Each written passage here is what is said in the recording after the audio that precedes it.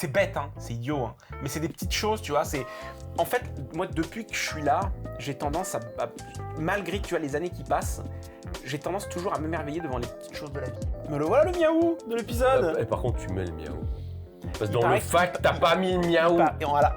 T'as pas mis le miaou. Le dernier, là? Ouais, dans le dernier, il y a un miaou, tu l'as pas mis. Je fais vraiment un ro.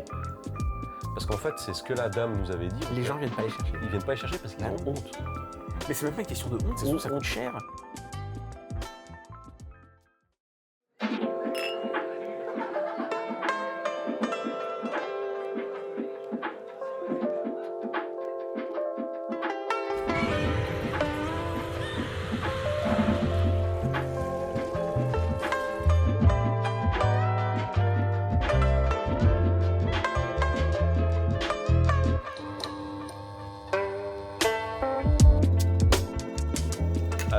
À nous, mon ami. Santé. Bon bonjour tout le monde, bienvenue dans cette nouvel épisode de Nakayoshi, les Nakayosh. Bonjour. Attends, Les Nakayosh. Je crois que tu mettais un truc bizarre. Attendez, alors juste petite précision.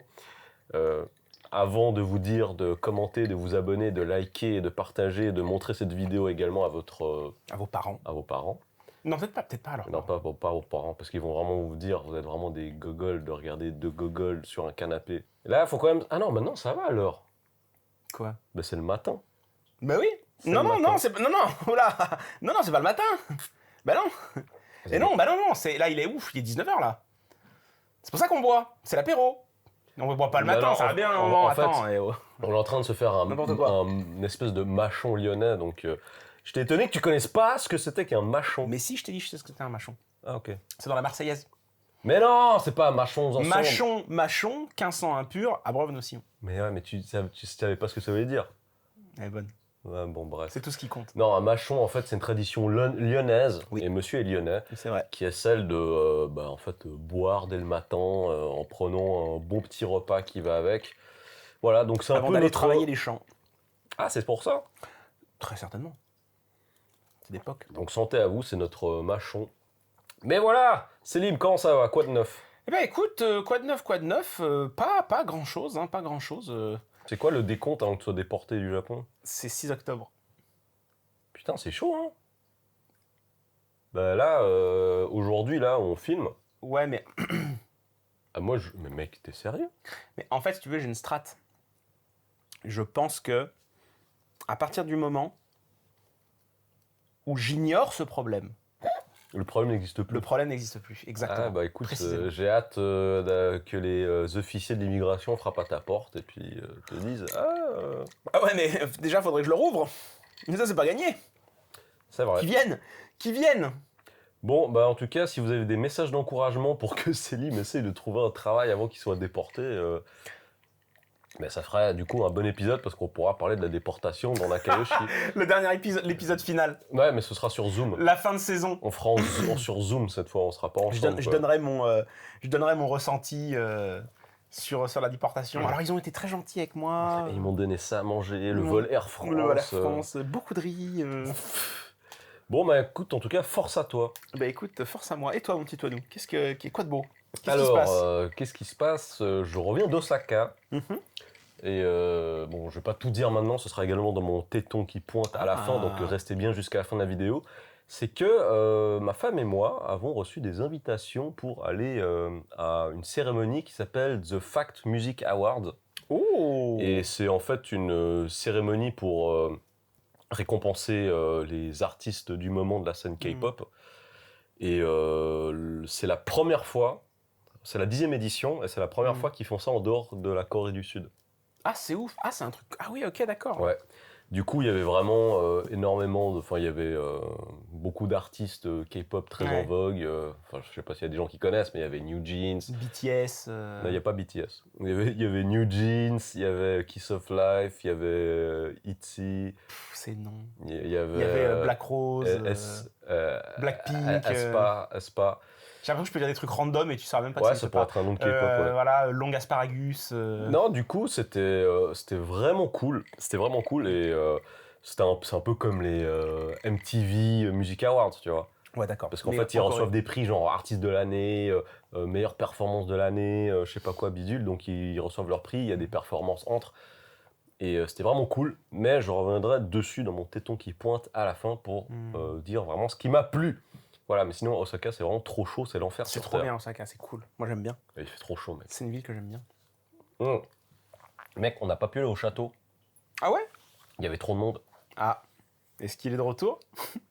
Quoi, mon alter ego. Est-ce que ton alter alter ego gatekeeping. élitiste gatekeeping va revenir? Ah, d'ailleurs, est-ce que vous voulez que mon alter ego gatekeeping prenne véritablement forme? Alors, moi, je pensais m'acheter un chapeau un petit peu chinoisant, ce qui fait que quand je deviens gatekeeping, Tu mets le chapeau, t'es obligé de mettre le chapeau. je mets le chapeau pour incarner le personnage. Bon, moi, je suis asiatique et j'ai des origines chinoises, forcément, donc c'est pas... T'es noir aussi. Moi, je peux tout faire, en fait. C'est vrai que t'as quand même de la chance. Je peux tout faire, je suis tout terrain. Donc voilà, dites-moi si ce serait intéressant d'avoir gatekeeping qui apparaîtrait pour parler de hot take un petit peu conservateur, enfin pas conservateur dans le genre racisme, tu vois, Non, bah non. mais un petit peu du gatekeeping, voilà. Voilà. Voilà, sinon, de quoi est-ce qu'on va parler aujourd'hui, Selim? Mais je sais même pas en fait. Bah, Parce que tu- t'es venu, t'as sonné chez moi à 9h du mat et moi C'est je vrai. suis quoi? C'est vrai. Mais t'étais pas en pyjama, t'étais pas tout nu, j'étais un peu déçu. Bah j'étais nu sous mes vêtements. Ah bah oui. Alors, attention, voici... Ah je pense que c'est un beau sujet, ça. Quels sont les meilleurs souvenirs du Japon qu'on a? Oh! C'est joli, ça. Ça peut être pas mal. Ça c'est pas mal ça. Ça c'est pas mal du tout ça. Alors, ok. Est-ce que tu as un beau souvenir, que ce soit de voyage, humain ou autre? Ah moi je pense qu'un des plus beaux souvenirs que j'ai du Japon, c'est clairement quand je t'ai rencontré mon Antoine. Et il sait me parler, lui, un vil flatteur. Enfin, arrête, je vais devenir orange. Un de mes meilleurs. Seulement. Un de tes meilleurs souvenirs, ok. Mon meilleur c'est quand même celui où quand j'ai rencontré ma copine. Quand même. Ah, ok. Alors, Ah oui c'est normal. t'avais abordé ça une fois, la rencontre s'était faite dans votre share house. Oui, c'est vrai, dans notre share house. Donc je commence à lui parler en anglais comme ça, anglais un peu pété, tu vois. Ah, vous parliez... Bah oui, parce que tu sais pas si elle est Je sais française. pas, je sais pas si elle est française, tu vois. Parce qu'elle t'a dit quoi? Ah, I'm sorry, I thought I knew it Ouais, was... voilà, elle me répond et puis tu sais, j'entends une pointe d'accent français quand elle me répond. Donc je me dis, ah, mais t'es française, tout machin. Et là, voilà, le dialogue s'engage et tout. Et puis... Et vous êtes embrassés? Tout de suite, Ah, on a sérieux? fait l'amour, là, dans le linge. Dans la machine. Dans la- Non. D'ailleurs, j'aime pas les machines à laver. D'ailleurs, j'aime vraiment pas les machines à laver au Japon. Pourquoi? Parce qu'en fait, elles lavent qu'à l'eau froide. Ah, moi j'aime bien, justement, je lave que maximum 30 degrés quand j'étais en Europe ou ailleurs. Mais c'est nul. Bon. Moi je suis propre de Mais comment base. tu tues les bactéries? Moi je m'en fiche, moi je vis avec mon écosystème, c'est pour ça que j'ai un système immunitaire fort. Tu vois, je me mets du caca dessus et puis je développe rien. Qu'on arrête de parler de caca quand même. Bah, faut que tu arrêtes de parler de caca. Ah, mais c'est toi qui m'inspire le fait de parler de caca. Bon, ok, t'aimes pas les machines ici, moi j'aime beaucoup. J'entends. Et du coup, qu'est-ce qui se passe après? C'est que, ok, vous commencez à parler en français et... Bah, si tu veux, le truc, c'est comme... On a parlé pendant, je sais pas, 2 heures, 3 heures. Sur le Devant toit. la machine à laver. Sur le toit. Pendant qu'on étendait notre linge. On a discuté. En plus, il y avait vraiment ce côté un peu magique. Pourquoi magique? En fait, c'est bizarre à expliquer, tu vois, mais il y a ce côté un petit peu où genre... je venais d'arriver au Japon, tu vois, entre guillemets. En mode, je m'installe. Ah ouais. Je vois ce petit sentiment où T'es- t'as cette espèce de petite pression dans la poitrine. Non, c'est pour mimer la palpitation. Ouais. J'avais pas touché. Ok. Ok. Ouais. Non, mais tu vois ce que je veux dire, c'est genre... d'un coup, il y a 2 semaines, j'étais à Lyon, et d'un coup, je me retrouve sur le toit d'un immeuble, entouré d'immeubles encore plus hauts, tu vois, qui montent, en train de détendre mon linge, Alors justement, je vais te poser cette en question. discutant avec quelqu'un, machin et tout. Je vais te poser cette question. Est-ce que étendre son linge sur le toit d'un immeuble, c'est pas extrêmement japonais aussi? C'est trop bien. Et tu vois, ça participe au truc, bien. ça participe au truc. Hein. C'était trop cool. C'était vraiment trop cool. Ça, c'est un truc qui m'avait beau. Enfin, c'est bête, hein, c'est idiot, hein, mais c'est des petites choses, tu vois. En fait, moi, depuis que je suis là, j'ai tendance malgré, tu vois, les années qui passent, j'ai tendance toujours à m'émerveiller devant les petites choses de la vie. Tu vois. Ouais, mais tu sais... Par exemple, me balader à Kabukicho le soir, il y a toujours ce côté qui fait son petit effet, tu vois. Je comprends tout à fait ce que tu veux dire parce que c'est un petit peu les petits instants Amélie Poulain, tu vois. Ouais. Tu vois, Amélie, Ouais. elle a ses petits machins qu'elle aime bien faire, etc. Et le fait que, bon, je veux dire, au final, le Japon, c'est une destination Comme une autre, bien sûr. comme une autre. Mais étant donné qu'il y a tellement cette espèce de décalage culturel, on n'est pas, on est habitué à rien. C'est-à-dire que tu te dis, ok, ça c'est un immeuble, ça c'est une fenêtre, ou ça c'est une véranda. Mais c'est tellement différent de ce qu'on peut avoir chez nous que tout, en fait, est familier sans l'être. Donc C'est ça. même des petites choses du quotidien où tu te rends compte que les choses insignifiantes que tu remarquais pas d'habitude chez toi Mhm. et qui te remarquent à nouveau parce que tu es dans une configuration différente. Et alors attention, c'est un parallèle qui est un petit peu Mhm. bizarre, mais j'avais eu un peu ce même sentiment où tu repenses aux choses. Ouais. Et je me rappelle, c'était le moment où il était annoncé que ma mère avait le cancer. Et en fait, ça te fait un espèce de reset, Ouais. un espèce de reboot, et tu penses à des petites choses et des petits moments insignifiants Mhm. de choses que tu fais ou que tu as fait avec elle quand tu étais petit. Ouais. Et là, il y a plein de souvenirs qui me sont revenus. Même un truc tout bête, tu vois, genre juste faire des biscuits de Noël avec elle. Mhm.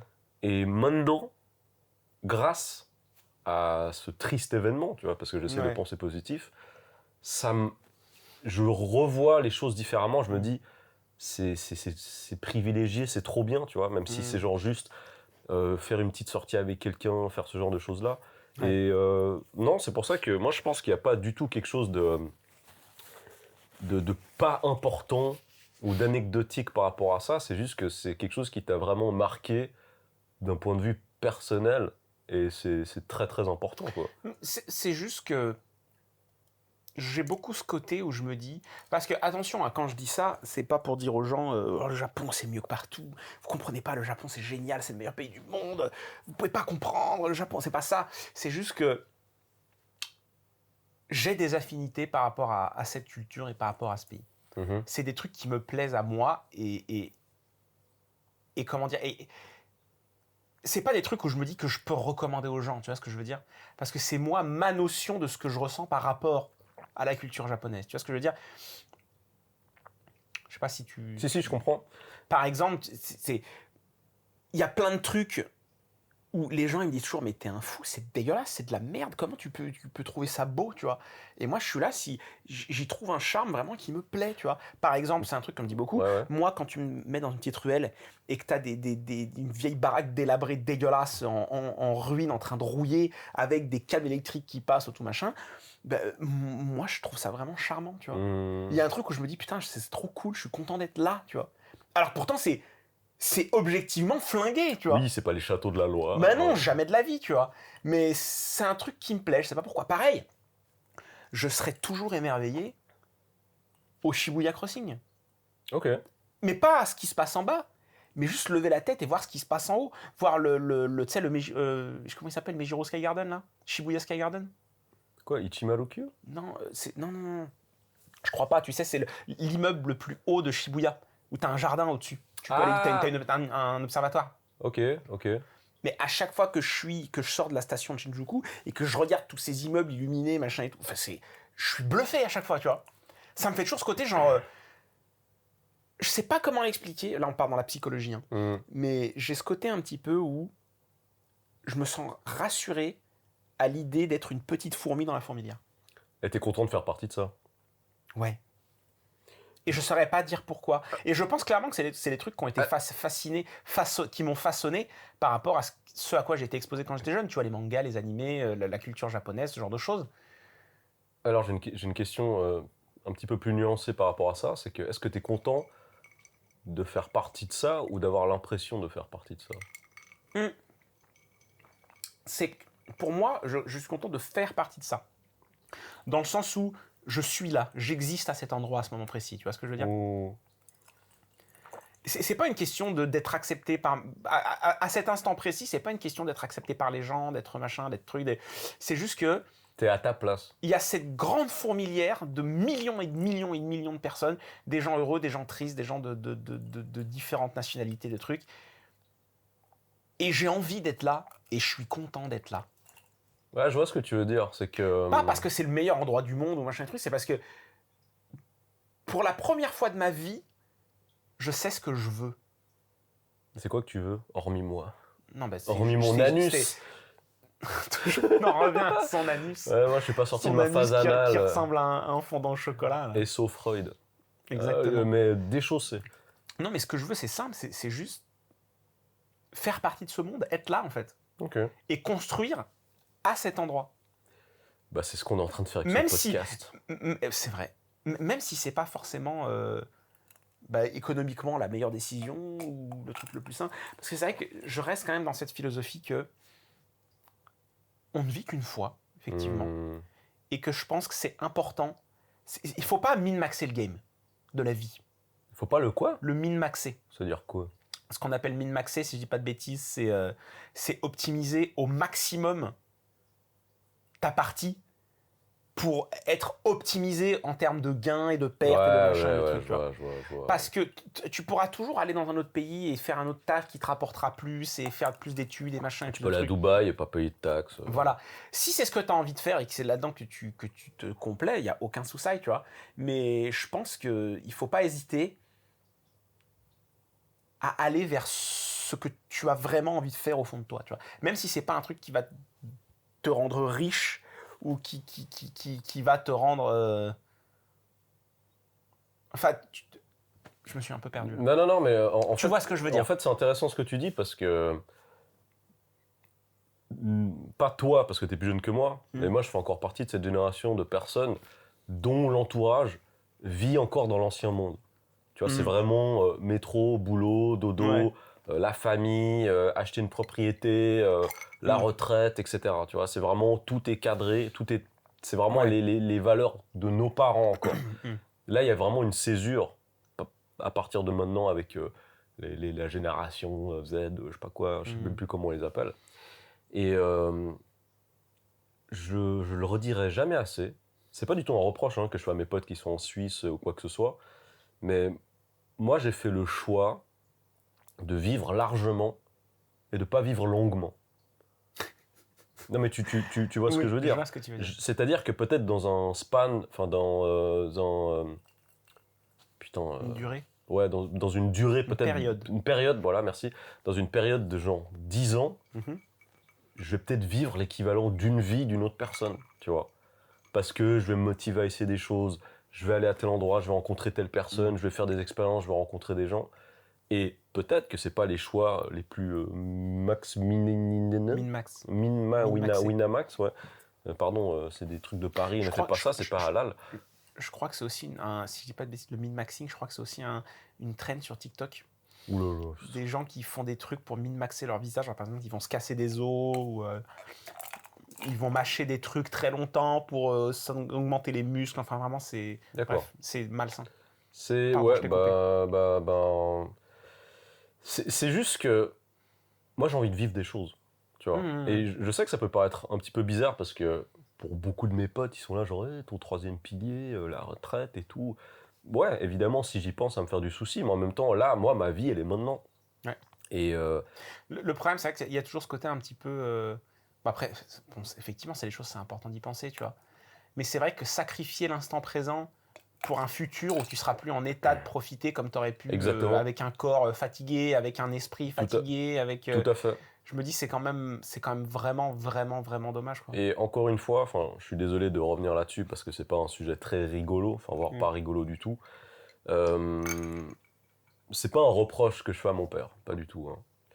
Mais en fait, mon père, c'est quelqu'un qui a travaillé très, très, très dur toute sa vie. Parce que déjà, guerre du Vietnam, quitter le pays, arriver dans un pays qui est pas chez toi, t'as 18 ans, tu te démerdes comme tu peux, tu galères, t'as un statut de réfugié par la suite, bref. Et c'est quelqu'un qui a beaucoup bossé. Et en fait, lui, son plan, c'était que la retraite, avec sa femme, donc ma mère, il puisse juste profiter, voyager, passer du temps au Vietnam, passer du temps en Suisse, aller aux États-Unis et tout et tout. Et il a bossé énormément dans cette optique pour se dire que on va avoir notre petit havre de paix et de repos à cet instant. Mais malheureusement, ma mère, elle est morte avant, tu vois. Et que finalement, tout le temps pour lequel il a travaillé, cravaché dans cette optique, pour ce plan de vie qui n'arrivera jamais, n'est jamais arrivé. Alors que c'est pour ça que pour moi, c'est pas du tout un reproche que je fais à mon père, parce que je sais que c'est quelque chose qu'il a toujours fait en pensant au mieux pour la famille et puis pour ma mère. Mais tu vois, tous les moments où tu as bossé, te disant « Ah, je pense à dans 20 ans, à dans 30 ans, à dans 10 ans », La vie est courte. ouais, c'est pas du temps que tu as passé sur le moment, quoi. C'est ça qui est terrible, c'est que la vie est courte. La vie est courte et tu sais jamais à quel moment elle va s'arrêter brutalement. Et elle peut s'arrêter brutalement à n'importe quel moment. Moi, je regarde le nombre de personnes que j'ai vues, c'est horrible. Horrible. Mais je suis toujours en contact avec les gens de la CARSAT, avec mon manager qui me raconte un petit peu ce qui se passe. Et le nombre de gens qui sont décédés depuis que je suis parti. Ah ouais, ça va vite. Ou d'autres qui ont eu des accidents, ou qui ont traversé des horreurs, des machins, des trucs. Enfin, la vie est tellement courte, elle est tellement imprévisible. Ouais. Je dis pas qu'il faut faire n'importe quoi de sa vie et dépenser tout son argent. Non, pas du tout, mais c'est juste que il faut en profiter. Trouver un juste milieu. En fait, il faut en profiter, et c'est pour ça que oui, c'est important de penser à économiser ses sous, à ce genre de choses-là. Ben moi, je sais que mon père, c'est pareil. Première vague d'immigration. Bah oui, tu vois, moi c'est la même mentalité que mon père. Ils sont arrivés au Shabbat, ils n'avaient pas d'argent, ils connaissaient personne. Qu'est-ce que c'est le Shabbat? C'est un bidonville à Alors, Lyon. le Shabbat, c'est un petit terrain, en fait, à la base, qu'avait acheté mon grand-père. Ah, sérieux? Oui. Il était venu en France seul, il avait commencé à travailler en France, il avait gagné de l'argent, et il avait pu, alors je sais plus à qui, il faudrait que je regarde, il y a un reportage dessus. Il avait acheté, en tout cas, il y a mon cousin qui a fait un reportage sur le Shabbat qui est très intéressant. Ça veut dire quoi, Shabbat en arabe? Le Shabbat, alors j'en ai aucune idée, j'ai honte, c'est le Shabbat. Écoute-moi. Non, c'est pas la même chose. Ça pourrait, mais... Ouais. Mais voilà, j'ai honte de ne pas savoir, qu'il me manque encore des détails, et je m'en excuse à toute ma famille. Mais donc voilà, c'est mon grand-père qui avait acheté ce petit terrain, et qui l'a ensuite ramené sa famille, et ensuite il y a d'autres familles qui sont venues s'installer aussi. Dont tes parents. Voilà, et c'est ce qui a créé un petit peu cette communauté, cette communauté qu'ils ont appelée le Shabbat. Et donc effectivement, ils n'avaient pas d'argent, ils n'avaient rien. Donc ils ont construit des baraques avec de la tôle, avec du bois, avec ce qu'ils avaient, quoi. Avec ce qu'ils avaient. Et c'est marrant parce que tu vois, c'est un truc que mes tantes m'ont beaucoup répété. Ouais. Toutes, hein, sans exception. Et c'est un truc qui est assez cool. C'est qu'ils m'ont dit, c'est nous à l'époque quand on est arrivé, on parlait pas la langue, on connaissait personne, machin et tout. Il m'a dit, nous, on n'a jamais été victimes de racisme là-bas. Il m'a dit, les gens, c'est pas comme aujourd'hui. Les gens, ils étaient gentils, ils essayaient d'aider, ils étaient toujours serviables. Dis-nous, en hiver, on avait froid, machin et tout. Il y avait les familles d'à côté qui nous ramenaient à manger et tout, qui nous aidaient. Enfin, c'était une autre époque. Ouais, c'était une autre époque. Mais du coup, voilà, le Shabbat, c'est resté pendant un bon moment. Et puis après, quand les enfants sont grandis, ils ont trouvé du travail, ils sont partis ailleurs. Il s'est passé quoi sur ce terrain? C'est-à-dire le Shabbat, il y a... Ce que c'est devenu, tu veux dire? En fait, c'est simple, c'est qu'au bout d'un moment, les gens sont partis. Alors après, il me semble que le gouvernement a essayé plusieurs fois, du coup, tu sais, ça reste un bidonville, donc ça reste insalubre.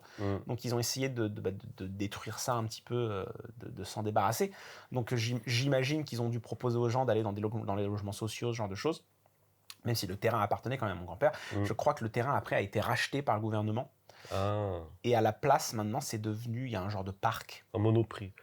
Non, ça reste nature. Mais il y a une grande... là où il y avait le Shabbat, en fait, le long de la digue, parce qu'il y a une digue, du coup, ça c'est pour au cas où le Rhône déborde, il y a toute une fresque qui a été peinte. Du Shabbat, avec tout le... Enfin, avec du coup, c'est tous les portraits des membres de ma famille, en fait. Alors, ce sera intéressant que tu mettes des images un peu du Shabbat. Oui, je vais mettre... Après, j'ai une question. Est-ce qu'on peut parler de pourquoi est-ce que tu as cette connexion avec le Shabbat? Mais parce que je suis directement, je suis issu de ça. Bah oui, t'es même... C'est littéralement mes racines. Oui, alors attends, là juste, je vais parler d'un truc, c'est que quand j'étais au collège, j'ai lu un livre qui s'appelle Le Gaon du Shabbat, qui parle donc de la vie de Azouz Begag, qui vivait dans le Shabbat et qui parle de sa vie d'enfant dans ce bidonville. Eh ben, c'est son oncle. Voilà, c'est vrai. Azouz Begag est l'oncle de monsieur. Donc voilà, en tout cas, monsieur Begag, je suis désolé de ce que on fait de votre héritage. Tu vois, genre les gars, ils ont cravaché bidonville, saloperie du Monoprix, tout ce que tu veux, pour que une génération plus tard, genre, c'est au Japon en train de gueuser dans un canapé à dire Oui, des mais conneries. regarde, quelque Non, mais on part. rigole, chacun son Bien histoire, sûr, mais hein, chacun son histoire. est-ce que c'est pas ce que t'espères pour tes enfants? Mais en fait, c'est quoi? Moi, c'est la même chose dans le sens où... Tu cravaches pas toute ta vie Bah non. pour que tes enfants ils Bah cravachent oui, toute t'es leur pas là, vie genre, aussi. ouais, moi j'ai souffert, tu vas souffrir aussi, sinon tu connais pas la vie. C'est la même chose pour moi, tu vois, genre, moi je demande pas à vivre, enfin, jamais ça a été le souhait de mes parents que j'ai à subir la guerre au Vietnam. Ça, c'est un truc. Ça fait partie de mes regrets, tu vois. Ça fait C'est-à-dire partie de ces choses. Mais parce que tu sais, quand tu grandis, tu passes toujours par un âge un peu con. Hmm. Et c'est vrai que je me dis vraiment, j'aurais aimé réaliser plus tôt que tout ce qu'ont fait mes parents, bah, c'était pour mon bien, tu vois. Ouais, tout à fait. Hein. J'aurais vraiment aimé pouvoir m'en rendre compte beaucoup plus tôt. Bah, tu vois. malheureusement, on n'a pas la maturité, on est un peu là, genre, ah, mais de toute façon, papa, t'es trop un connard, quoi, tu me comprends pas du tout. Non, moi j'ai jamais parlé. Non, mais Je j'exagère. sais pas comment tu parles à tes parents. Non, en fait, c'est ça qui est intéressant parce que je me suis déjà posé la question plusieurs fois. Qu'est-ce que tu fous au Japon? Tu sais, genre, toi, t'es là, tout en connaissant un petit peu l'héritage de ma famille, tu vois. Comme là, tu parles de l'héritage de la tienne. C'est que il y a eu des grandes figures dans ma famille. Donc, que ce soit des personnes de famille proche, famille éloignée ou des personnes qui sont juste des amis qui sont très proches de la famille. Donc, c'est également des personnes de la famille. Mais tu vois, par exemple, j'ai un grand-oncle qui, bon, il a sa page Wikipédia, machin chose.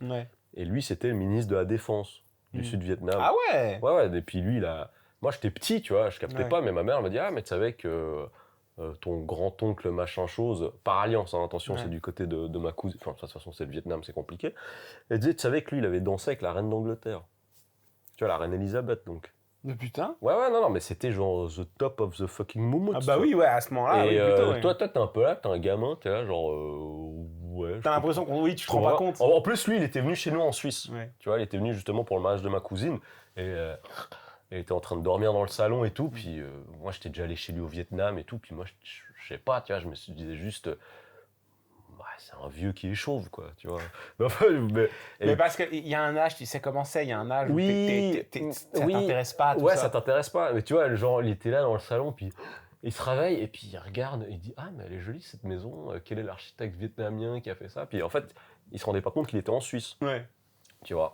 Et comme, par exemple, bon, c'est également la famille par extension, mais ma tante, c'est une chanteuse vietnamienne qui a vendu au Japon, d'ailleurs, elle avait une très très belle carrière au Japon, elle a vendu 3 millions d'albums au Japon. Et d'ailleurs, j'avais été invité par elle pour chanter sur scène avec. Donc, ouais, c'était... Mais je connaissais pas du tout les paroles. Ouais, parce qu'en plus, elle m'avait appelé à chanter avec elle sur scène. Non, parce qu'elle, c'est une légende. Elle, c'est une légende. Alors attention, hein, on n'est pas liés par le sang, mais ma mère et puis sa petite sœur gardaient ses enfants quand elles étaient plus jeunes au Vietnam. Et du coup, ben, en fait, les liens sont restés très très forts. Et du coup, cette personne qui s'appelle Kran Ly, c'est donc le nom de la chanteuse. S'il y a des personnes vietnamiennes qui regardent ce podcast, elles savent forcément qui est Kran Ly, tu vois. Et Kran Ly était venu... Il y a un côté un petit peu Mortal Kombat, je trouve. Bah oui, c'est Kitana. Le Honkan. Elle a lancé des éventails et puis... Ouais, t'as reconnu le bruitage. Fait. Et donc, je me rappelle, elle avait débarqué chez nous, en Suisse, hein. Et puis ma mère, elle fait « Ah, Toine, tu sais qui c'est, hein ?» Et puis j'étais « Ouais, bah, c'est Tata Kran Ly. » Enfin, moi, j'ai grandi en écoutant sa musique, tu vois. Et puis ma mère, elle fait « Ah, c'est quoi ta chanson préférée de Kran Ly ?» Et je commence à chanter Ne Koembaki, gna gna. C'est une chanson vietnamienne, tu vois. Puis ma mère, elle me regarde. C'est joli le vietnamien. Ouais, le vietnamien, enfin, ça dépend qui parle le vietnamien. Sinon, on dirait qu'ils pondent des œufs. Ça, c'est dégueu. Mais si c'est vraiment, on va dire, des gens qui prennent le temps de bien articuler, bien parler, c'est très beau. Et je chante cette chanson et ma mère, elle me regarde genre, je vais te tuer. Puis moi, j'étais quoi? Et puis ma mère, elle me fait, c'est pas une chanson de Kran Ly. J'étais merde et tout. Puis Kremlin, genre, ah, je rigole et tout. Puis elle me fait, ah, je t'aime bien, tu me rappelles mon fils. Puis moi, j'étais, ah bon Elle fait, ouais, il est gros. Parce qu'à l'époque, j'étais plus chichou, tu vois. J'étais, bon, je vais tuer une légende, tu vois. Et en fait, elle avait fait un concert en Suisse. Ouais. Et à un moment, elle est en train de faire un petit discours sur scène, tu vois. Elle fait le concert, elle m'a fait, écoutez, il y a j'ai rencontré un jeune homme ici. Il m'a beaucoup touché, il m'a beaucoup marqué. Arrête tout de suite. J'ai rien dit. Non, mais je sais à quoi tu penses. J'y ai même pas pensé. Mais bien sûr que tu y as pensé. T'es vraiment... Il m'a touché l'âme et le cœur. Ouais. Toi, t'es là, genre, il m'a touché l'anus avec son auriculaire. Mais c'est beaucoup Il de m'a fait un TR. C'est beaucoup de Le détails. TR, c'est touché rectal, si jamais. Bref. Et du coup, elle dit, bah écoutez, j'ai jamais chanté cette chanson de toute ma carrière sur scène. Elle a dit, bah je vais la chanter avec lui.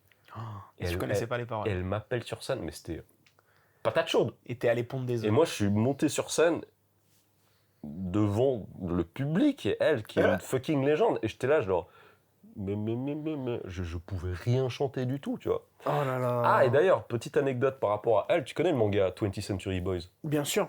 Où t'as justement l'exposition universelle de Osaka de 1970. Elle y allait? Bah elle a chanté là-bas. Ah ouais? Ouais, donc en fait, quand je lis 20th Century Boys, parce que vu que l'expo universelle d'Osaka de 1970, c'est vraiment la base de Tomodachi, Ami, machin chose, tout a commencé là-bas avec leur délire quand ils étaient gamins. Ouais. Bah en fait, ma tante avait été invitée à chanter là-bas.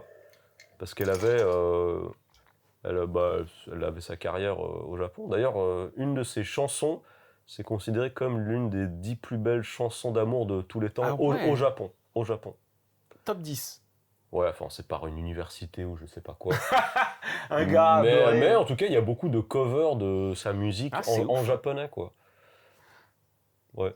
Pardon, je rebondis sur 21st Century Boys, c'est la suite directe? Bah, oui, c'est la même chose. C'est juste que je crois que Urasawa... C'est genre saison 2. Bah, c'est même pas saison 2. Je pense que c'est juste que Urasawa, pendant la publication du manga... en fait, 20th Century Boys, ça n'a pas vraiment de fin, alors ça enchaîne juste sur... Non, c'est 21st. Ouais, en fait, pour moi, quand je te dis 20th C'est fini 21st ou pas? Oui, bien sûr, c'est fini il y a longtemps. Mais ça finit... Voilà, comme d'habitude, c'est ouais, pas trop le problème des mangas d'Urasawa, c'est que c'est génial. C'est comme Billy Bat. Billy Bat, c'est incroyable, ça finit mal. Par contre, le héros est noir. Respect. Impeccable. Ouais. C'est pour ça que ça finit mal. Mais en fait, pour tout ça, pour dire que si tu dois penser à ces personnes de ta famille qui sont passées soit par des choses difficiles, soit qui ont vécu une carrière, ou des choses tu dis putain, waouh, tu vois, c'est un truc de ouf.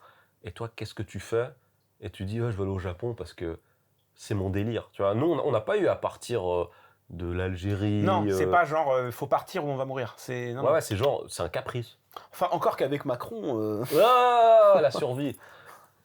Non, mais c'est juste que nous, on a fait ça. C'est pas une optique de survie, c'est un délire d'enfant gâté. Ouais. Tu vois. Donc c'est aussi pour ça.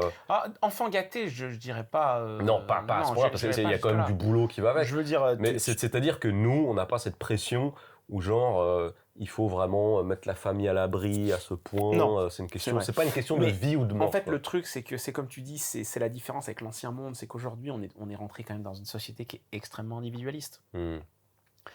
Et en particulier au Japon. Pourquoi ils font plus d'enfants au Japon? Parce alors qu'ils sexualisent tout et n'importe quoi. C'est parce qu'ils veulent pas. Ils veulent pas, ils peuvent pas non plus. Quoi. Ils ont pas. Mais je suis sûr qu'ils peuvent. Je suis désolé, mais il y a plein de. Enfin, tu veux trouver une copine au Japon, tu trouves une copine, il n'y a pas de souci, tu vois ce que je veux dire? Si tu cherches, tu trouves. Il suffit juste de s'y mettre, c'est tout. C'est juste que, moi j'ai l'impression qu'aujourd'hui, on vit dans une société où les gens, avec le travail, ils ont plus le temps, ils ont plus envie, ils préfèrent se focus sur eux, ils préfèrent partir en vacances, eux, tu vois.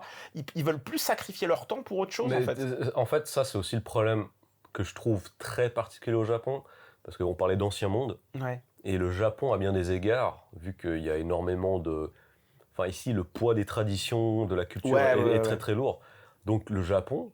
c'est encore un pays qui vit dans l'ancien monde. Il y a du changement, ça évolue, mais tu as encore beaucoup de chefs d'entreprise qui sont des gars de l'ère Showa, qui se disent, faut travailler jusqu'à 23h, qui ont encore ces vieilles valeurs, en fait, tu vois.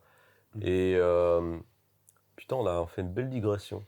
Oui, Non, mais en mais on fait, est revenu sur le Japon, tu vois. Mais je trouve que c'est joli dans le sens où c'est bien de penser à ces beaux moments qu'on a vécus ici, aussi en pensant au fait que si on a pu vivre ces beaux moments ici, ne serait-ce que voyager, déjà voyager et avoir la chance Bien sûr. d'immigrer, d'expatrier, de s'expatrier et puis de vivre au Japon, c'est de par aussi le sacrifice que nos parents ils ont fait et on a eu cette opportunité qui a fait que, tu vois. Non, mais je On suis n'a pas eu d'accord. à bosser à l'usine, on n'a pas eu à bosser pour Peugeot, sur des chaînes d'assemblage, du travail à la chaîne, tu vois. Et d'ailleurs, si je peux me permettre, Permets-toi. pour parler d'un beau souvenir du Japon que j'ai eu, c'était ma première fois au Japon Ouais. et je voyageais avec mon frère. Et on avait eu pas mal de petits soucis. Mon frère, il avait perdu sa carte de crédit, La galère. ma carte, elle s'était démonétisée, donc Ouais. on pouvait pas retirer de cash, tu vois. On avait vraiment, on venait d'arriver, là, littéralement, on enfer. venait d'arriver. Et d'ailleurs, il y a une scène dans Samurai Champloo qui me fait beaucoup penser à ce par quoi on passait. C'est qu'on n'avait même pas de cash pour le métro, en fait. Et en fait, on était là à mettre les mains dans les poches, à regarder, et genre 3 à 4. Et genre, tu regardes, et on avait genre de la mitraille, on n'avait rien. Oh là là, Et ça me fait enfer. penser à cette scène dans Samurai Champloo, où en fait, ils ont aussi des soucis d'argent, l'équipe, donc Ouais. les trois là. Et ils sortent, et je crois que c'est le personnage de Mugen, il a genre un gland. Il a un gland. Vraiment, ils ont rien, tu vois. Et du coup, bah, ma tante, elle nous avait dépanné, elle nous avait avancé de l'argent, donc on avait pu faire notre petit voyage comme prévu au Japon. Donc on arrive à Kyoto, et moi j'ai un problème avec ma valise ne se ferme plus. Oh, putain. Donc tu vois, c'est même pas... Il y a toujours autre chose. Ouais, ma valise, elle est comme ça, quoi. Ouais. Tu vois, genre que je suis vraiment obligé d'essayer de faire un truc de fortune, de la garder serrée, etc. Et à Kyoto, je cherche un spécialiste en maroquinerie, en sac et tout. Je le trouve, je débarque avec ma valise, je lui dis, bon, bah, voilà le problème et tout. Le mec passe, je sais pas, 45 minutes, 1 heure à bidouiller, à essayer de faire des trucs et tout. Et il arrive à réparer la fermeture éclair. Ouais. Ce qui fait que je pouvais zipper Ouais. le sac, mais je pouvais juste pas la verrouiller, tu vois. Ouais. Mais en tout cas, c'était zippé, c'était Ouais. fermé. Et je me suis dit, ah, putain, vous me sauvez la vie, quoi, Ouais. tu vois. Et tout en prenant en compte le fait que moi, déjà, j'avais pas de thunes, Ouais. tu vois, à cause des restrictions, des problèmes qu'on avait eu. Et je demande au gars, genre, voilà, c'est combien? Il me fait, non, c'est rien du tout. Dans le sens où, toi, t'es venu avec ta valise pour que je la répare. J'ai pu bricoler quelque chose, mais je l'ai pas réparé. Ouais. Alors que malgré tout, j'ai pu finir mon voyage et rentrer en Suisse avec cette valise sans aucun problème. Ce qui fait que l'année d'après, quand je suis retourné au Japon, je suis retourné dans son magasin pour le voir. Il dit, voilà, est-ce que vous vous rappelez de moi? Il fait, ah oui, bien sûr, avec la valise et tout. Et vu que c'était la période des cerisiers, je lui avais offert un œuf de Pâques en chocolat pour le remercier de m'avoir donné un coup de main l'année d'avant. Quel rapport avec les cerisiers? Bah, c'est Pâques, c'est pendant la période des cerisiers, c'est le printemps. Ah oui, mais enfin, et parce que c'était la pote des cerisiers, je lui ai offert un œuf de Ah Pâques. non, pardon. C'est juste que non, ça devient un parallèle assez genre, la relation de cause à effet est mal faite. Voilà, Vu que c'était la période des cerisiers et que c'était le Voilà. printemps. Et vu que c'était la période des cerisiers, et ben je lui ai préparé un couscous. Et d'ailleurs, vu qu'il était gaucher, je lui ai apporté du chocolat. Ouais, je vois ce que tu veux dire. Et lui, il m'a fait un cadeau aussi. Oh. Il m'a offert un porte-stylo en peau de lézard dégueulasse. Le truc vert fluo dégueulasse. Qui c'est qui porte ça? Un machin, tu sais, tu mets autour du cou, juste avec un machin, mais vert fluo. Tu vois qui c'est Reptile dans Mortal Kombat? Absolument pas. Bah, Reptile dans Mortal Kombat 2. Ah si, c'est pas celui qui ressemble à un reptile là? Oui, en fait, il a l'apparence de Sub-Zero et tout, mais il est vert. Ouais, je vois. Et quand il enlève... En fait, c'était le vert, mais le vert pétant, mutagène, c'était la même chose. Tortue Ninja. Et lui, il est là genre, ah, merci pour le chocolat et tout, puis c'est... Tiens, c'est pour toi. Et moi, j'étais...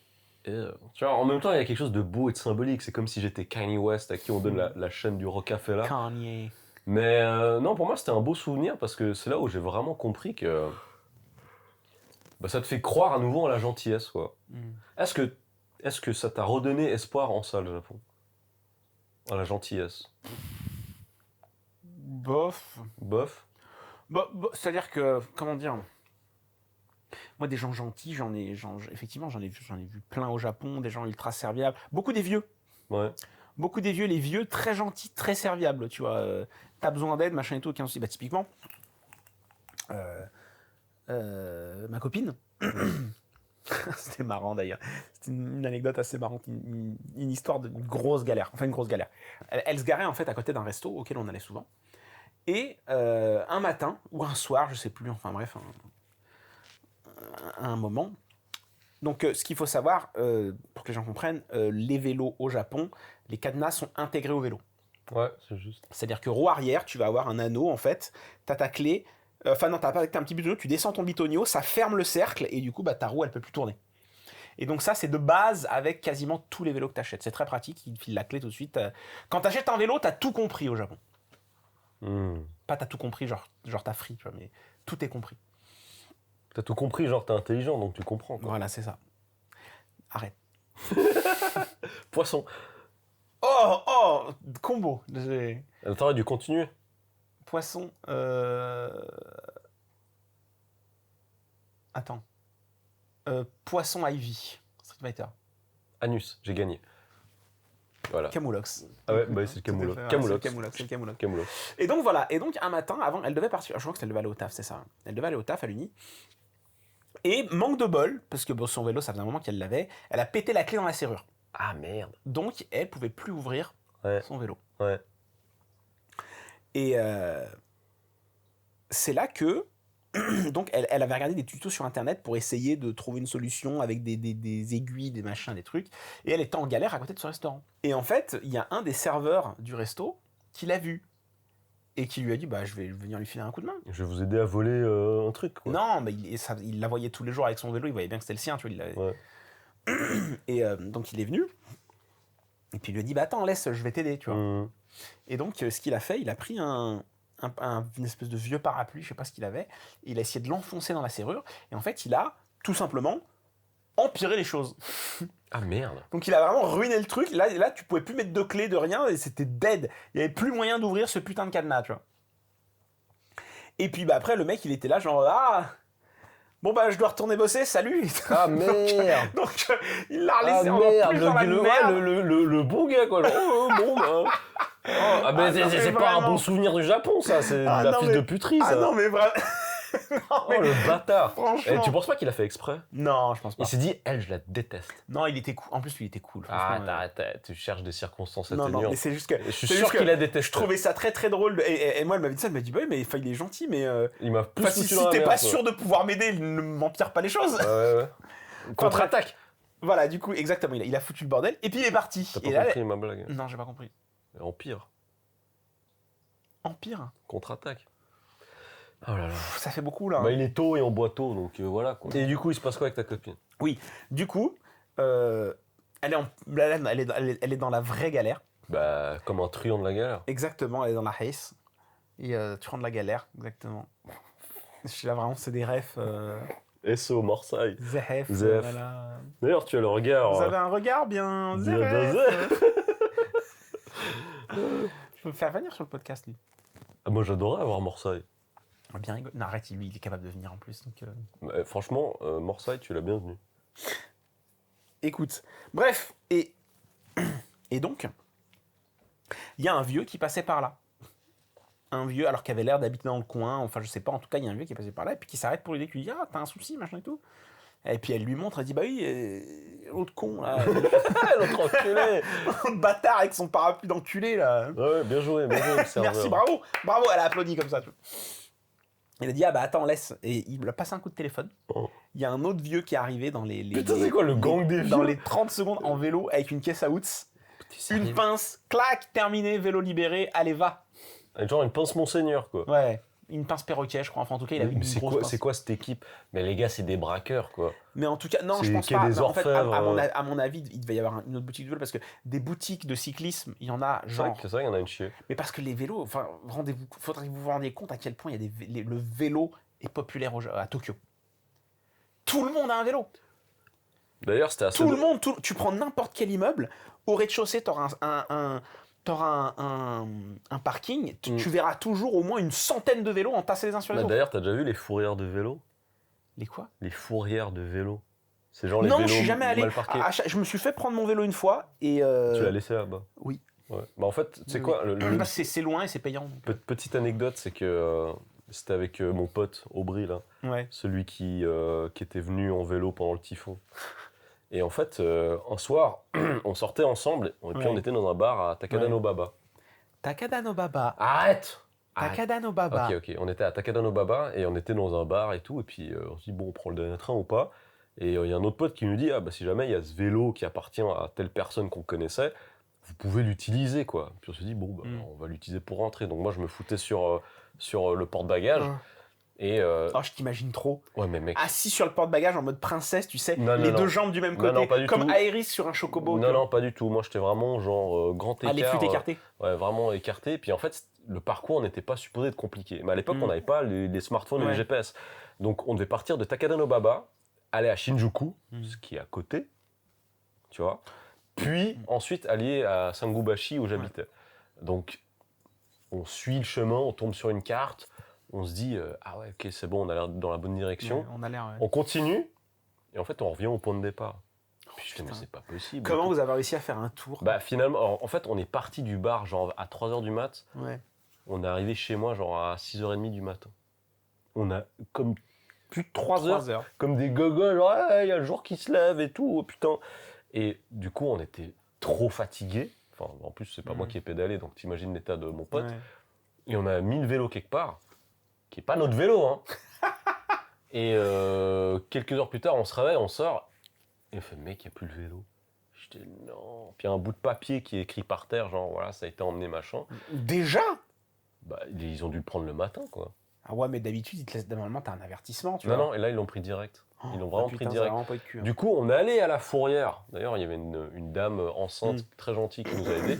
Et mec, tous les vélos qu'il y a. Parce qu'en fait, c'est ce que la dame nous avait dit. Les gens viennent pas les chercher. Ils viennent pas les chercher parce qu'ils ont honte. Mais c'est même pas une question de honte, c'est sûr que ça coûte cher. Non, souvent, c'est des vélos qui coûtent pas très cher. Non, donc, ça nous a coûté 3000, enfin à l'époque, hein, ça nous avait coûté 3000, 3500 yens pour récupérer le vélo. Ouais, mais faut y aller, c'est loin. Hein. Ah non, moi, j'habitais à côté. Ah, bah toi. Non, ils ont vraiment pris le truc, c'était à 3 minutes à pied, quoi. La fourrière. C'est pour ça qu'ils l'ont pris. Peut-être qu'à côté de la fourrière, ils les prennent plus facilement, du coup. En fait, il y a une technique, si jamais. Bon, ça, je sais pas si ça marche encore. C'est quoi la technique? C'est que je t'avais dit que mon pote Aubry, il avait fait le tour du Japon à vélo pendant 3 mois. Ouais. Et que, normalement, au Japon, tu peux pas laisser ton vélo traîner n'importe où, il faut le mettre dans un parking, tu vois. Sinon, tu as une note où il te l'embarque. Mais lui, ce qu'il faisait, c'est que vu qu'il est grand, sa selle, elle était toujours très élevée. Ouais. Donc en fait, il avait remarqué que très souvent, voire quasiment tout le temps, son vélo, alors qu'il était entouré d'autres vélos normaux, les autres vélos avaient des avertissements, etc., mais jamais le sien. Et il s'est demandé, est-ce que c'est parce qu'il se demande si c'est pas le vélo d'un gaijin, vu que la selle est plus haute et qu'ils se disent, le gars, il est plus grand, tu vois. Ouais. Donc, je sais pas, c'est là où il s'est dit... J'y crois pas trop. Moi non plus, mais il s'est dit, bon, par peut-être superstition, peut-être que ça marche dans le doute. Donc il laissait tout le temps sa selle haute. Et puis il a jamais eu de problème, il a voyagé pendant plusieurs mois comme ça dans le pays, quoi. Bah écoute... Je veux dire, c'est un peu la même chose. Genre, regarde, c'est comme, ça c'est un piège anti-tigre. Tu vois, il n'y a pas de tigre, donc ça marche. C'est que ça marche. C'est que ça marche. C'est la même chose. Ça me rappelle, quand tu me parles d'anecdotes comme ça, je me rappelle aussi la première fois que j'ai raté le dernier train au Japon. Ouais. On était à Roppongi. Ok. Je crois que c'était Roppongi. C'était Roppongi ou Ginza? Non, c'était Roppongi, c'est sûr que c'était Roppongi. Et du coup, j'avais la flemme d'attendre le premier train. Parce que c'est quand même, faut attendre quoi, 4-5 heures. Ah ouais, c'est quand même chiant. Là. C'est chiant. Hein. Bon, après, voilà. Et du coup, je me dis, fuck, je rentre à pied. Ok. Sachant que moi, à cette époque-là, j'habitais donc à côté du Hainaut. Ouais. Ça mettait combien de temps à pied? Ah, c'était plus de 3 heures, je crois. Ah ouais. Mais c'était une expérience incroyable. Ah ouais? En fait, c'était juste... C'est juste que tu vois un peu une espèce d'autre côté de Tokyo, en fait, que tu ne peux pas voir la journée. Parce que je veux dire, après le dernier train, Alors, dans les quartiers de fête, il y a toujours la fête, évidemment, ça change pas. Mais ce que je veux dire, c'est que dès que tu commences, moi qui partais en direction du Edo, tu traverses des quartiers, pas forcément des quartiers de fêtards, tu vois. Maintenant, c'est des zones résidentielles, des entre-deux. Je me rappelle, parce que c'était une époque, je travaillais pas encore à ce moment-là, j'étais encore en mode étudiant, c'est la fête, let's go. En plus, j'étais encore dans la période lune de miel, tu vois. Où vraiment, t'as zéro souci, t'es bien dans ta tête, t'es bien dans ton corps, t'es bien où t'es, et tu te fais juste kiffer. Et à un moment, je suis arrivé donc du côté de Ginza. Ouais. Donc Ginza, hein, c'est le quartier, pour que les gens sachent aussi, c'est le quartier business. Hein. C'est là où tu as toutes les grandes tours façon un peu Manhattan, avec que des bureaux dedans, ou des centres commerciaux, des trucs comme ça.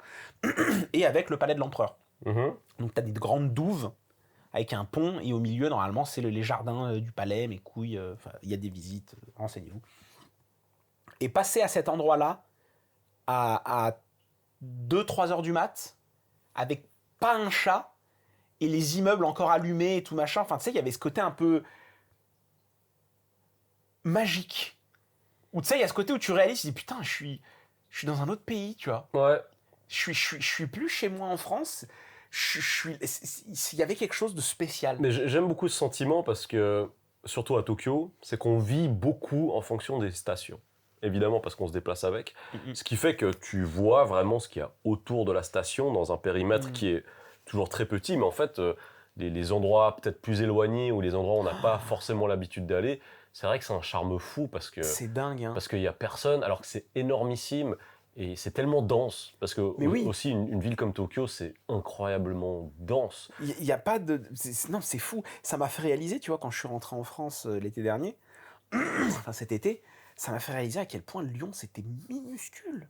Non, Tokyo, c'est Par énorme. rapport à une ville comme Tokyo, c'est En plus, c'est sans prendre en considération tout ce qui est Shitamachi, tout ce qui est vraiment en dehors du centre, etc. The Greater Tokyo, comme il l'appelle. Mais non, en tout cas, tu sais quoi, moi en tout cas, j'ai trouvé que c'était une conversation très jolie. En fait, on parle de souvenirs, tu vois, de souvenirs liés. Je m'attendais pas, je pensais pas que cet épisode allait virer comme ça. Non, mais je trouve que c'est joli. Donc oui, enfin, si vous n'avez pas eu de votre dose de pipi, de caca et de zizi, il y en aura d'autres. Ne vous inquiétez pas, il y a toujours des trucs dans le chargeur. Mais là... Et puis je pense que tu as assez parlé de caca et de ton anus aussi. Donc, ah oui, c'est vrai, c'est bon. Il y en a pour tout le monde. C'est bon, en tout cas, j'ai parlé de mon anus. Mais voilà, je sais pas, parmi vous, quel est un beau souvenir que vous avez du Japon, ou même un beau souvenir de chez vous? De France, de chez par vous, rapport à votre famille, par rapport à vos souvenirs, à des moments qui vous ont marqué dans votre vie. Ou voilà. N'hésitez pas à nous les dire dans les commentaires. S'il vous plaît. Et on va terminer sur a hell of a fucking téton pointu. Le téton qui pointe. Téton qui pointe. Céline, qu'est-ce que t'as? J'ai rien, donc tu commences là. Enfin, okay. je reviendrai après peut-être. Alors, le téton qui pointe, il fait écho à ce que j'avais abordé en début de vidéo avec The Fact Music Awards. Ah oui, ouais. C'est qu'il y a 2 prestations que j'ai trouvées génialissimes. La première, New Jeans, parce que New Jeans, pour moi, c'est le meilleur groupe de K-pop ever. Enfin, en espérant que les choses continuent comme ça, parce qu'il y a des problèmes de management. Bref, je ne vais pas rentrer dans les détails. Mais le show, elles ont fait un medley et... Mais le voilà le miaou de l'épisode. Et par contre, tu mets le miaou. Parce que dans le fact, t'as pas mis le miaou. T'as pas mis le miaou. Le dernier là? Ouais, dans le dernier, il y a un miaou, tu l'as pas mis. Je fais vraiment un ro. Je me fais vraiment un ro. Je suis désolé. Surtout que j'étais en train de lire la question de quelqu'un, de Zia la grenouille, je crois. Donc, salutations à Zia la grenouille. J'étais en train de lire la question. Ah, mais est-ce que Néné. Mec, je dis, le ro n'était pas dans la question. Mec, je suis désolé. Je crois que t'es vraiment là à me dire, mais t'es dégueulasse. Et t'as pas mis le miaou. Mec, je suis désolé, mais tu sais comment je l'apprends ça? C'est qui t'a dit? Généralement, c'est quelqu'un de ma famille ou un pote qui me le dit, tu vois. Genre, c'est mon frère. Mais en plus, des gens que je connais pas. Je sais plus quel truc. Il y a mon frère qui m'envoie un message qui me dit il est sympa l'épisode. C'est normal, par contre, que t'aies laissé son ro dégueulasse comme ça. Et je suis là, genre, non. Non, mais en fait, c'est le deuxième miaou que tu rates. En fait, le truc, c'est que des fois, c'est des problèmes. Je fais des erreurs avec Adobe, en fait. C'est-à-dire que je copie et je décale des trucs. Ah, du coup, il y a tout qui est décalé. Et du coup, il y a tout qui est décalé et j'oublie le machin. Quoi qu'il en soit, il n'y a pas eu un miaou ailleurs. Mec, je suis confus. Non, je pense que c'est du boycott. Non, jamais de la vie, mec. T'es tellement en train de me boycotter. Mais jamais de la vie. Genre, ah ouais, putain. Alors, attends, là, je vais faire un paix. Là? Non, je vais pas péter. Bah, ce sera un bruit d'éléphant, là, Non, tu vas le laisser. Je te fais plus confiance. Mais non. Bon, vraiment, bref, je suis pour désolé. revenir à mon tété qui pointe, donc New Jeans, c'est moderne, c'est cool, c'est R&B, UK, garage, pop, c'est les meilleurs. C'est les meilleurs. New Jeans, leur prestation, elle était incroyable. Et la prestation qui m'a vraiment marqué, c'était qui C'est la prestation 5. Non, tu parles de quoi? La prestation 5 Pro qui a été annoncée là. C'est quoi? Ah, la PlayStation. C'est con, La putain! PlayStation. Ah, putain. Non. PlayStation 5. La prestation qui m'a vraiment impressionné, c'était Kiss of Life. Parce que les Miss, elles sont arrivées habillées en personnage de One Piece. Les Miss Presley. Les Misérables. Oh, elle est bien Ouais, elle était celle-là. bien, elle était Elle est bien celle-là. Donc, elle est habillée en Luffy, en Sanji, en Zoro, en... il y avait qui d'autre? Non, elles sont 4. Donc, il y avait Luffy, Sanji, Zoro et Nami, évidemment. Et en fait, elles arrivent sur le son Overtaken de la BO de One Piece. Tum, tum, tum, tum, tum, tum, tum, tum. Et puis, elles commencent à faire les petites pauses. Et puis, les danseuses qui sont avec elles sont habillées en personne de la marine. Ouais. Et tu as l'animation sur l'écran derrière qui est genre un bateau comme les navires dans One Piece. Et mec, elles enchaînent, elles font sticky. How long before we fall in love? Et puis elles sont trop bien, elles remuent leurs fesses et tout. C'est marrant, j'arrive pas à rentrer dans le Non, mais la prestation était trop... délire. Mais que ce soit K-pop ou J-pop, Non, mais j'arrive pas là, à me... il faudra qu'on en parle une fois. Après, mais la je sais pas. K-pop, elle met des années-lumière de J'avais distance regardé, à la J-pop. à l'époque, justement, avec des Japonais, j'avais regardé, comment ça s'appelait? Niziyu. Ouais, Niziu, ouais. Niziu. Et c'est vrai que c'était sympa à regarder comme émission, tu vois. Mais il y avait un côté que je trouvais un petit peu... Niziu, c'est un groupe. Oui, je sais. Ok. Mais à la base, c'est une émission de télé. Bah, c'est une émission de télé, ok. C'est une émission de télé. T'as un truc de casting? Ou pas? Oui, bah en fait, c'était la nouvelle star. Ok. C'était la nouvelle star, sauf que c'est pour faire un groupe Donc de ils K-pop. ont monté le groupe par audition via cette émission. Exactement. C'était D'accord. tout le but du truc, en fait. C'est que tu Ok. voyais la création du groupe du début à la fin et que fallait être sélectionné. Mais apparemment, en fait, à chaque fois, ils font une nouvelle génération de Niziu. Donc ça fait une nouvelle saison. Et ça fait un nouveau groupe. Et c'était super cool. Enfin, c'était intéressant à regarder, tu vois. C'était... Parce que du coup, c'est un grand producteur coréen, c'est une émission japonaise. Enfin, c'est... Les gamines, elles sont toutes japonaises, mais elles apprennent tout à parler coréen. L'anglais Il y en a aussi, qui sont half. Enfin, tu vois, ça te donnait un petit peu l'envers du décor et ça te montre un petit peu pourquoi la K-pop, c'est supérieur à la J-pop.